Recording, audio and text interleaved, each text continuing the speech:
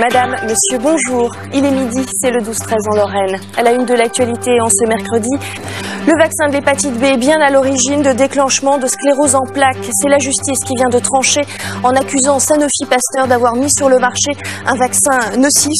Une reconnaissance et beaucoup d'espoir pour les associations militantes. Du nouveau, dans le délicat dossier de la vaccination contre l'hépatite B, la Cour de cassation vient de confirmer la décision de la Cour d'appel de Lyon qui reconnaissait un lien de cause à effet entre le vaccin et l'apparition de sclérose en plaques. Un espoir pour la présidente de l'association Réseau Vaccin Hépatite B à Sarralbe, Florence Grandon et Odile Barthélémy l'ont rencontré. Armelle Jeanpère est soulagée et heureuse pour tous ceux qui, comme elle, vivent au jour le jour avec une maladie auto-immune. Enfin, une décision de justice définitive a débouté un laboratoire au profit d'une personne atteinte de sclérose en plaques, maladie développée quelques mois après avoir reçu le vaccin contre l'hépatite B.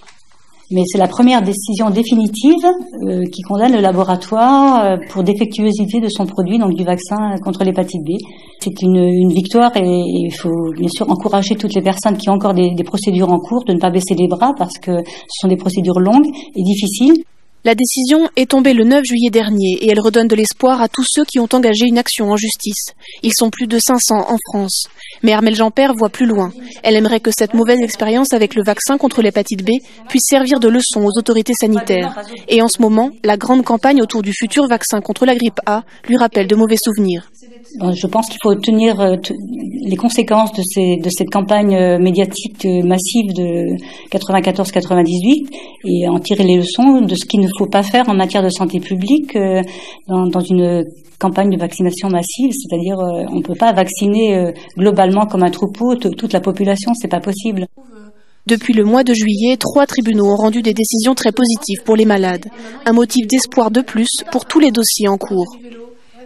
Et puis Sanofi Pasteur incriminé. Pour la première fois, la justice reconnaît le lien de cause à effet entre le vaccin de l'hépatite B et l'apparition de sclérose en plaques.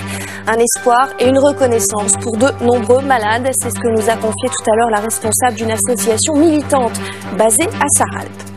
Fin de cette édition, merci de l'avoir suivi. Le 12-13 continue bien sûr sur France 3. Passez une excellente journée. À demain.